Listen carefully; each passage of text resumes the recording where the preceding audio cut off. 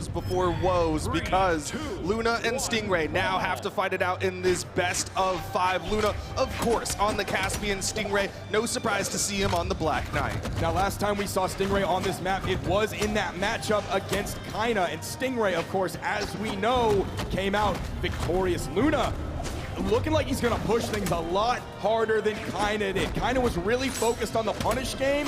Luna is focused on oppression, domination, control, push. One thing, oh, the down sig already. And that almost took him out too, man. If he had hit a little earlier, might have KO'd the side sig. Not gonna do it for Luna, but the down light ground pound will give Luna that stock advantage, but the damage is relatively even. He's gotta be careful here. He's been focusing mostly on Katars. What a juggle that we just saw. We don't normally have players extending their juggles that long, and the stock is not going to extend any longer after Stingray takes it out with a side air from the spear. I mean, Stingray's spear play has been on point. Of course, we always love highlighting that down signature, which has been so effective for finishing off stocks, but he's just been doing amazing with the spear overall as he gets nair juggles all over Luna. If we're talking about the aerial game, Stingray has the spear nair. Luna also has Katar nair. But they're really similar moves, but the range and the coverage is going to favor the spear. So if Luna and Stingray are on top of one another, the startup might favor Luna, but the aerial combat almost taking off the top. Yeah, Stingray's ability to do everything in the air, on the ground, hit a spear down sig, and take the stock lead away from Luna. Down sig thrown out from Luna. Had Stingray in the edge guard.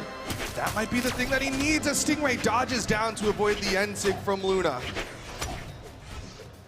Still on the corner here, Luna taking his time, throws out the side sig. Stingray with the punish. That's a burn dodge. He gets so much off of it. Couldn't hit that nair though. Continues with the recovery. Nice damage added up. Ground pound from Luna. Gonna have his choice of weapons yet again. Gonna juggle this one to delay the weapon spawn. But Stingray's gonna go in. Doesn't even wait for those iframes to fully run out. He's gonna force them off. The unarmed gameplay coming out from Stingray, even jumping up, hitting that nair before picking up the lance. The GCD sig like 2 jump heights up. That is a Stingray classic. Yeah, and he's really good at that. Side sig doesn't get the read though. Stingray tries to punish. Luna's not hitting his signatures and he needs those for KOs early enough. Down sig, Luna dodges down into it and hits a punish. It's not the biggest one, but he's definitely ready for it. Luna's gonna have to be careful. If he's fishing for those signatures too much, just like that, I'm getting flashbacks to the Kaina set. The punishes from Stingray on top of Kaina's signatures were what helped Stingray win. It was also what really helped Godly win as well against Kaina. Now Luna getting a little hasty with those. Yes, Caspian has a strong signature kit. Yes, we saw Luna use them really well earlier today, but if he's too reckless with them, if the panic comes out, if the tension sets in and he just lets them rip, he's gonna get himself into trouble. Sometimes when you're fishing, you reel in a big fish, and sometimes you get the boot. That time, it was Stingray giving him the boot out of game number 1, but we're going back to Small Brawlhaven for game number 2. No character swaps on either side. First hit goes to Luna, also the first weapon after the unarmed neutral air. Spear is gonna be the first option coming in for Stingray. A little bit of pressure going into the edge. We haven't seen too much edge guarding coming out, and that's likely because that's gonna favor Luna. That's gonna favor the weapons that Luna has on this Diamond Head, this Caspian crossover. Yeah, it's definitely going to be important for Luna to try to force those edge guard situations because Stingray, he's got such good neutral. He's going to want to play it as long as he can, as right now he's keeping Luna on this corner, utilizing those lance hitboxes as the side air connects, and Stingray with the massive lead here in game number 2. We also just saw a great example of what Stingray likes to do when he has the lance in his hand off of the D-Light. That's an option that he'll use and then change up the follow-up after. D-Light in sig will catch you jumping. D-Light in light will catch you going back down to the main platform. But we also saw D-Light in the turnaround neutral air. Luna adding up a lot of Katar damage. Not enough. Luna is behind, ripping yet another signature. He knows these sigs could be the thing to bring him back. He threw out a Katar side signature earlier today, which clutched him out a win. But right now, the sigs aren't hitting. They're not KOing, but that will with a gravity cancel side light to read the dodge of Stingray into the recovery, and he's taking his time before making sure he picks up the Katars. Now last game, Luna threw out 13 signatures, Duke. He hit 8 5% of them. That means he hit one of the signatures he threw out. He's got to figure out either how to use them, or he's got to realize it's time to woe back a little bit. And he is getting punished for him. We saw at the end of game number 1, he got punished for the whiffed signature. This time, he gets the dodge read. Maybe he just needs to play clean neutral with his guitars. They work so well when he can get it going, but the slide charge and Sig will even it up. Looks like he's figured out how to use them. Bold choice there. Juggling the weapon, one more. I thought we might see one more based on what we saw earlier. Stingray's gonna grab the spear immediately. Seen him play that vertical game a little bit, starting it off and then changing things up. Going horizontal. The dodge read. Stingray getting some more damage built up onto Luna. Luna, 2 exclamation points, gets back down, but he still has yet to hit Stingray on this final stock here. Can't fast fall into the nair. Stingray getting hit after hit onto Luna, and he throws away the guitars. He's now unarmed in the open air against Stingray. One more. Almost made a connection with that side air. Weapon spawn is still on the field. Luna's gonna grab it. Doesn't fall into the 3-6, but the second one. It's just such a strong move, and Stingray knows how to squeeze every ounce of juice out of it. He's so good at doing that, not just hitting the down sig when he needs to, not just using it to clutch and KO, but he'll whiff one, and the opponent almost every time goes, finally, I get to punish this, and Stingray says, ha! Nope, does it again and gets the KO. Stingray is up 2-0 over the NAPR number 1. One of the favorites alongside Godly for winning this year's World Championship, and he is 1 game away from knocking him out. So we've had a lot of player matchups here at the World Championship that have never happened before. Their career sets are 0-0. This is not one of those matchups though. This is going to be 0-2 in favor of Luna, or 2-0, which is the better point of view. That's why I need you here, Duke. You show me that correct It's a mirror, you know, it works either direction. It just depends on whose point of view you're looking through. And right now, we're looking into the eyes of Luna as he tries to make the decision. This is the most important decision he can make right now. Is he sticking with the Caspian, the thing that's gotten him so far here today? Is he gonna switch over to the Mordex, the thing that he's switched over to in his matchup against Impala? Is he gonna go back to the classic? Is he gonna bring out the Taros? I don't know what it's gonna be. Probably not the Taros. I would hope it's not the Taros. Probably not the Taros. The Mordex, of course, is the option that he won the Autumn Championship with, where he actually fought Stingray and beat him 3-0. The Autumn Championship was not that long ago, Duke. Luna came in first place in that tournament. Stingray came in 4th place in that tournament, playing Orion, Roland, and Vector, but he's sticking with the Orion today, and we're seeing exactly why. It's gonna be the Mordex here for game number 3. There's no more second chances. Elimination side of the bracket, and Luna is 1 game away from getting knocked out of the tournament. 3 stocks determine if Luna continues on. Stingray has his choice of characters. He's gonna go with the Black Knight, but he can definitely mix it up in game 4 and game 5. Now we're moving off of small Brawlhaven. We're going over to Apocalypse, and this could be the end for young Luna, who everyone thought could be a top 2 finisher. How many people said Grand Finals was gonna be Luna versus Godly? That was the long theorized end result. We all expected it to be the winners finals. We all expected it to be the grand finals, and right now neither one of them is sitting in the grand finals. They're both on elimination side, and Stingray is 1 game away from eliminating one of those 2. Luna hits the ground pound. He's fighting for his life. He picked that one up really high too in the air. I wouldn't have expected it coming. I don't think Stingray did either. Luna, now we're seeing that Mordex really coming out. Now we're seeing why he's such a strong side player. Now we're seeing why he won Autumn Championship. Didn't get the dodge read, but he's definitely getting the damage. Hits the dare here. Stingray in the offstage again. He just got on this second stock, and Luna's already putting him into the orange, but a nice end sig to punish the whiff end sig of Luna, and Stingray keeps the stock count even. Getting a lot of mileage off of that Lance neutral signature, now swapping back over to the spear. Luna has a hefty lead under his belt, almost a full stock. That signature's gonna end short on the corner, doesn't find a connection, actually drops the D-Light recovery. Tournament nerves starting to kick in again, a stage that none of these players have played on before. Luna might have won the midseason invitational, but he did not have a crowd of this caliber behind him while he was playing. Nice down air coming out from Luna, sending Stingray over to the right side. Now stuck on the wall, using the active input for the strong D-Light with the greater force, sending Stingray onto his final stock here. Luna needs a victory in this game to gain some momentum, to bring the tug of war back in his favor, or at least a little bit, as he's down 0-2. He's definitely getting this damage. He's doing a good job maintaining the lead that he built in those initial stocks, but Stingray goes big for the ground pound. Stuck in the offstage against a Scythe is not a place you want to be, and Luna's taking advantage of it. Hits the side air. Stingray gets back up. Almost picked up the second dare. There was a little bit too much force on the first one. The ledge cancel.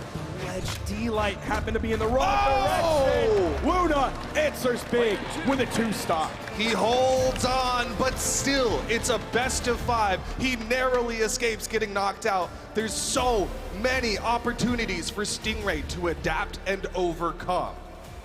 We've seen the game 4 come out both ways in this tournament, where the game 3 ends up landing in favor of the person who's down 0-2, and then the game 4 ends the entire set in a 3-1. But we've also seen incredible comebacks from the player who's at the disadvantage, from the player who's already lost twice. Is this the shot of adrenaline that Luna needs to bring himself back into this one? We're moving away from Apocalypse over to Fortress of Lions. The big question is this the momentum or is this the dub? Stingray sticking with the Black Knight here in game number 4. Luna back on the side, not starting off the way that he did in the last one. Needs to start finding that momentum ASAP. Giving Stingray some space there, just back-to-back neutral lights. Trying to hit at that 45-degree angle because Stingray is aerial, and if you're aerial with a spear, you don't really have any 45-degree angle move.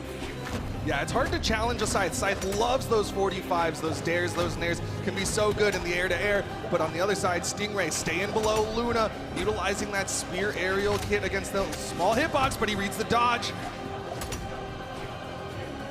Stingray, now the one controlling the ground.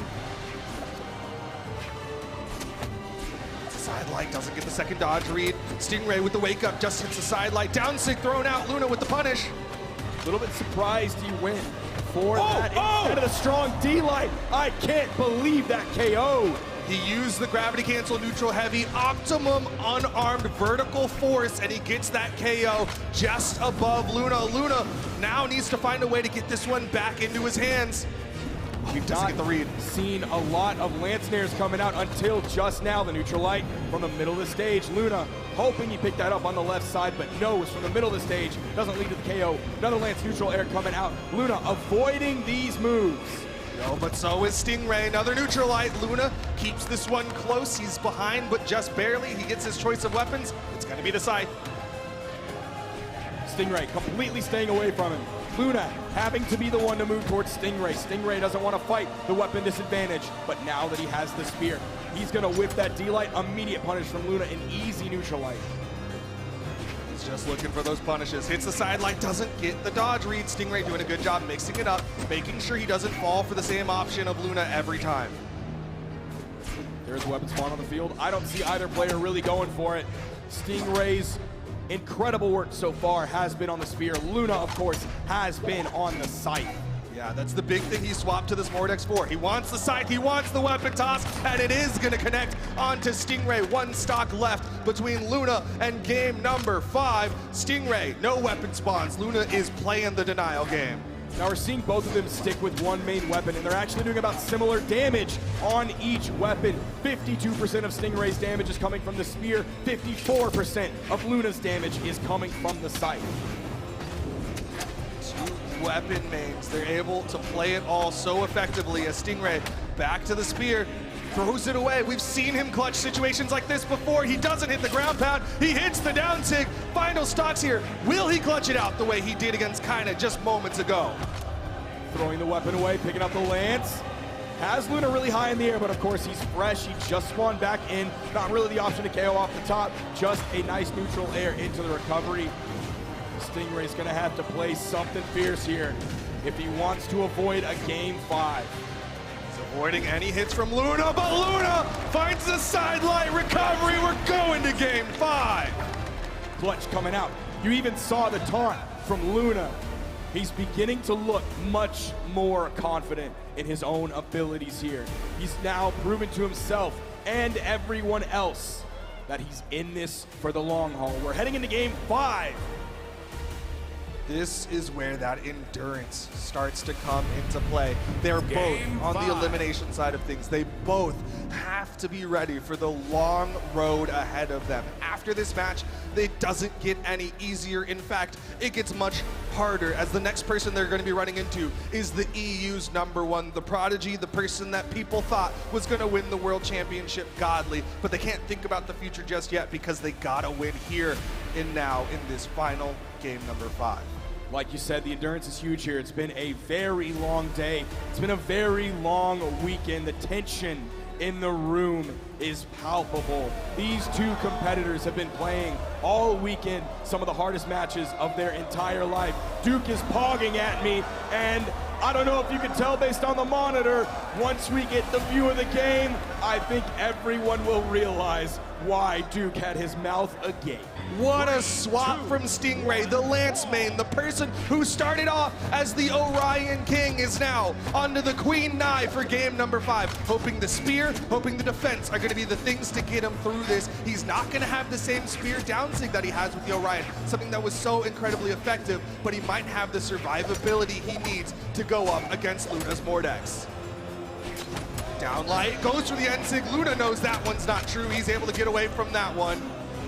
Queen Nai is his 21 highest leveled legend. Just a level 41 Queen Nai. We're gonna see those Katars. We've seen him play Katars before. Obviously, we saw the spear earlier today, just a few moments ago. He got the read. Asnir, it's not working so far. Sidelight into the dodge in read from Luna. Gravity cancel, sidelight recovery. Luna takes the first stock. Stingray landing neutral air. He's got the spear in hand. This has been his comfort weapon for so many matches today. It would be a very interesting outcome if Luna seems to easily secure this game 5, but it doesn't look like it's going to be easy whatsoever. Not a walk in the park. This is a hike through the mountains. You have got to have the endurance, the stamina, and the strength to get through this one. Stingray back on the spear, sticking with it. It got him the stock evener. Gets a sidelight, doesn't get the read. Just jumping around, doesn't want to commit.